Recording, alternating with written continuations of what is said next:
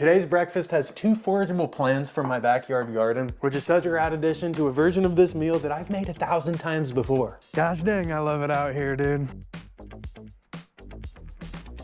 So this first plant right here, dude, is one of my all-time faves, and it's just gotten big enough for me to start harvesting. So this plant is rather aggressive and will sting you with these tiny little hairs that come off the bottom and along the stem.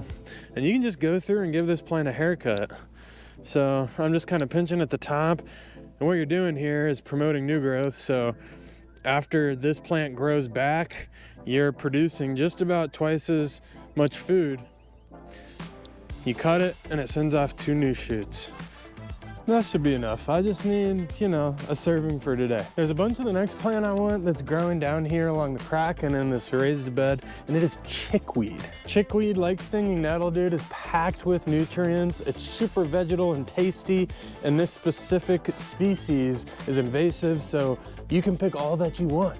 Chickweed is like an early spring, cool weather plant, and before it flowers, almost the entire plant and stem is tender and edible, but once it puts off the flower, it becomes rather fibrous and just the tips are edible. But this is just a great plant to use as like a fresh green. I'm gonna use it as some microgreen vibes for that extra leveled up fancy pants chef type of situation.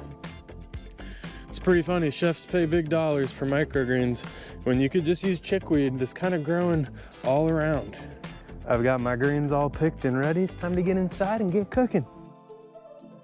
The goods have been acquired. The first thing we're gonna do here is cook our nettles. In a hot pan, I'm just gonna drop these bad boys right on in. Then I'm adding just a touch of water to steam them in the pan.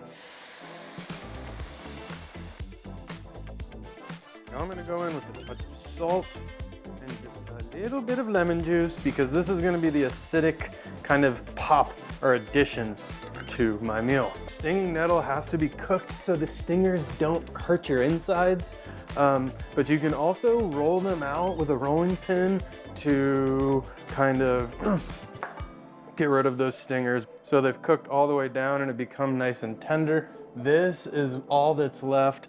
It's packed full of flavor and nutrients. It'll be a great addition to this dish. I'm just gonna put this here while I cook my eggs. Fried over easy eggs are my go-to. I'm using some pasture raised eggs from Sweetgrass Dairy. It's my favorite farm up in Fredericktown. I just love eating food from people I know and trust. Into the same pan, I'm going in with some avocado oil. I'm gonna go 4 eggs because I'm really needing some protein.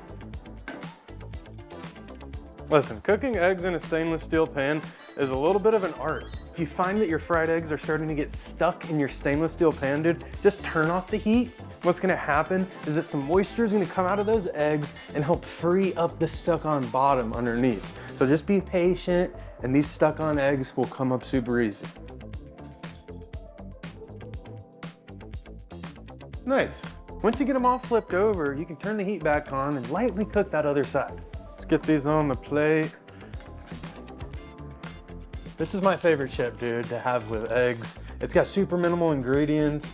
It's just avocado oil, corn, lime, sea salt. They're super bomb, and it's a nice crunch to a soft texture like an egg. Some of those on the plate. Now, don't you think I forgot about the chickweed, dude? I'm gonna use this as a cute little microgreens on top of the egg. And what would eggs be without Cholula hot sauce, dude? I mean, come on. The lemon juice on those nettles is like so essential for this. It really helps balance the richness of the eggs. So that acidity and richness are complementary flavors here, really interacting well with each other. The crunchy chips, it's a no-brainer. Having a texture, contrasting texture is really important. And then the vegetal kind of crispness of the chickweed just brightens things up and makes it feel a little less dull. Hot sauce gets some acidity and heat in there as well. I eat a breakfast like this all the time. It's one of my favorite ways to eat breakfast, and having 2 plants that I picked and were able to identify from my backyard just makes it so much more special. Thanks a whole bunch for being here, and until next time, happy cooking.